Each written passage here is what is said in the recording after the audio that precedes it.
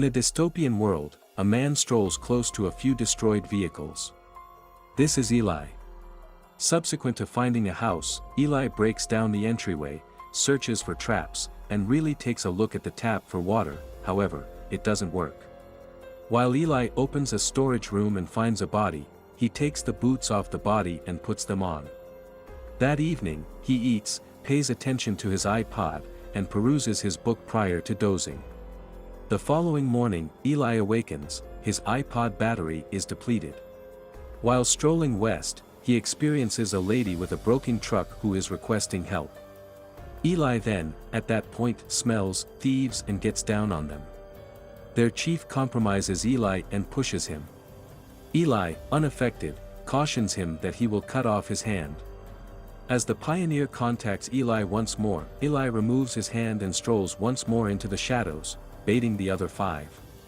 They assault him, yet Eli routs them instantly. Strolling towards the one-gave pioneer, Eli then gives him a benevolent demise. In the wake of stealing from the bodies, Eli resumes his excursion. Not too far off, some bikers assault a couple. They kill the man, attack the lady, and loot them. Remain on the way, it's not your anxiety, murmurs Eli to himself. After the bikers leave, Eli keeps on following the street and winds up in a town. He visits the specialist's shop, and exchanges a lighter and a few wet rests with the designer for re-energizing his battery. While pausing, Eli inquires as to whether he can track down water. The architect advises him to go to the bar. The bikers likewise show up at the town and hand over certain books they took and a little jug of cleanser to the city hall leader, Carnegie. Searching for a particular book, but it isn't among the books he has been given over. Carnegie remunerates the bikers for the cleanser that he imparts to his fancy woman, Claudia. Strolling into the bar, Eli exchanges his scarf and gloves for water. The barkeep hands the flask to Solara, and has her top it off. As a feline methodology, Eli pushes it. Then, at that point, one of the bikers draws near and stands up to Eli for contacting his feline. Eli pummels the biker's face on the bar. As Eli attempts to leave, the other bikers attempt to stop him. Eli drops his sack, discusses a section from the Holy Book, and overwhelms the wide range of various bikers. Then Solara gets back with the topped-off bottle and asks Eli to stop. Carnegie's partner in crime, Riedrich, appears, holds Eli at gunpoint, and takes him to Carnegie. After meeting Eli, Carnegie is impressed and offers Eli to join him. Eli could make a great follower. Eli, however, is uninterested. Carnegie can't stand a man saying no to him, so he tells Eli to stay for the night. As Claudia delivers food and water to Eli's room, he notices that she is blind. Eli asks her if she was born blind or if she was blinded after the war. Her answer was the former. Eli thanks her and tells her her perfume smells great. Claudia thanks him and leaves. Later, Solara is sent to Eli's room and attempts to seduce him. As he turns her down and shows her the way out, Solara tells him she was forced into it, otherwise, Carnegie will hurt her mother. Eli allows her to stay and talks to her about life before the war. As she sits by him, Solara discovers his book and begs him to let her see it. However, Eli refuses and asks her where they get their water, but she refuses to tell. Eli shares his dinner with her, takes her hands, and teaches her to say grace. The next morning, Solara joins her mother, holds her hands, and recites the same grace Eli said before. However, a word slips her memory. Amen, says Carnegie, who then asks Solara what kind of book Eli was reading. Solara doesn't know what book it was, so Carnegie pulls Claudia's hair, forcing Solara into making the cross with her fingers. It's the Bible. Carnegie orders his men to bring him Eli. As Riedrich and the others storm the room, no one's there. Eli is at the engineer's shop to pick up his recharged battery and tries to leave town. However, Carnegie stands in the way and asks him nicely to stay and give the book, or else he'll kill him and take the book anyway. Calmly, Eli replies that this place is not where the book belongs and walks away. Angered, Carnegie orders Riedrich to shoot Eli. Riedrich fires but misses and a shootout starts. Eli manages to kill most of Carnegie's men and shoots Carnegie in the knee. Hearing a crying baby, Eli steps out of his cover. Reedridge holds him at gunpoint but decides not to shoot, and Eli leaves. As he walks west, Solara followed Eli and asks to join him. Eli refuses. She then offers to take him to where they get their water. At a cave, Eli fills his canteen from the spring, but tricks Solara on the way out, and locks her inside. Angry, Solara calls him a liar. Eli tells her he's not. He wishes her well and goes on his way. Meanwhile, a doctor treats Carnegie's knee, and Carnegie reveals that he wants the Bible to gain more followers and thereby more power. Reedridge, however, is skeptical. Many of his men died for this book, so he offers to help get the book if Carnegie gives him Solara. Carnegie agrees. Solara has found a way out of the cave and encounters the lady with the broken cart. The lady tells her to leave, but some thugs appear. While they beat Solara and try to rape her, Eli shows up and kills them with his arrows.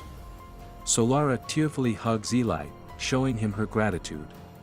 Carnegie and his men find the thugs' bodies and determine that Eli can't be far.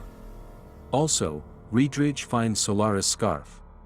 One of the men suggests calling it a day and resuming the search the next morning, since tracking Eli at night won't be easy.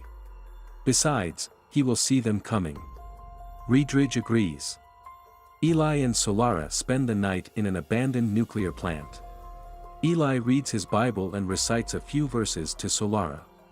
Afterward, Eli reveals this is the only copy of the book that is left, and it's probably the reason the war started.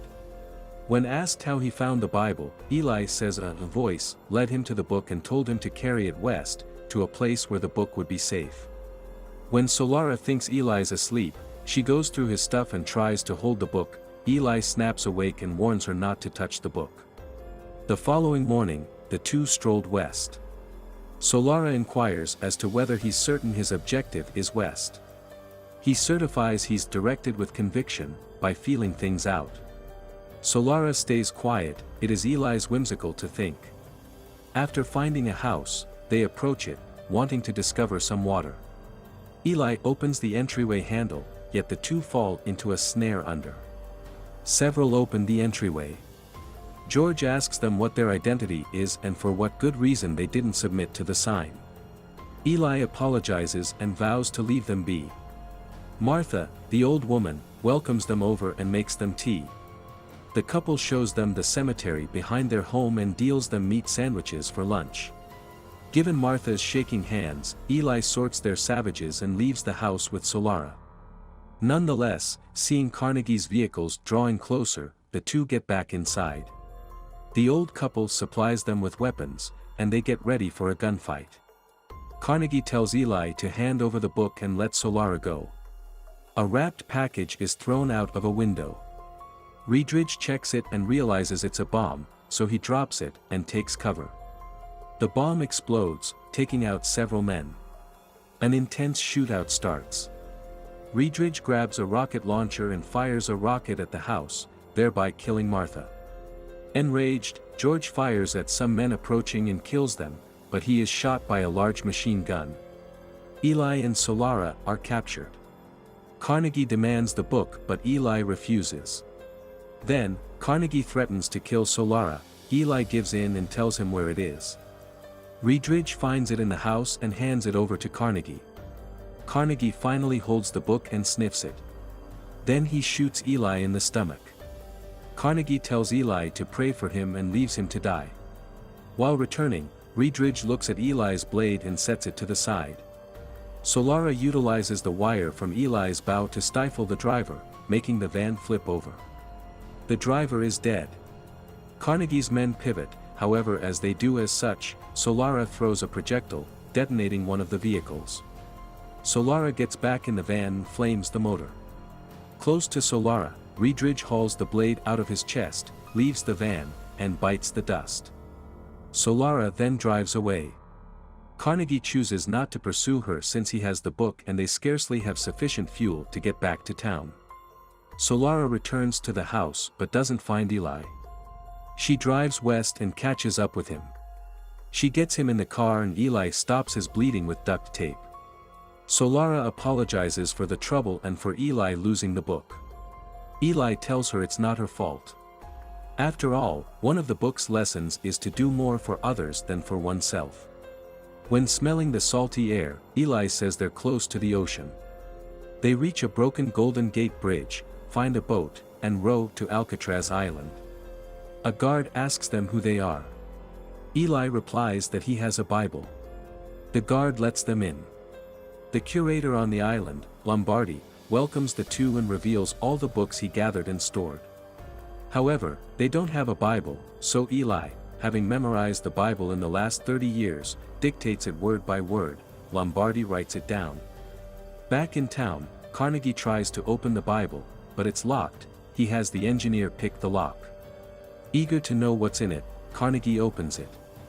However, the book appears to be in Braille. Carnegie tries to get Claudia to read it, but Claudia refuses and tells him he has a fever and his men are no longer loyal to him. Carnegie walks out of the room and sees his men plundering and turning the place upside down. In despair, he collapses. On the island, Eli shaves his head and beard and puts on a robe. He is lying down and reciting the Bible word for word, while Lombardi is writing it all down on paper. After some time, Eli succumbs to his wound and is laid to rest on the island.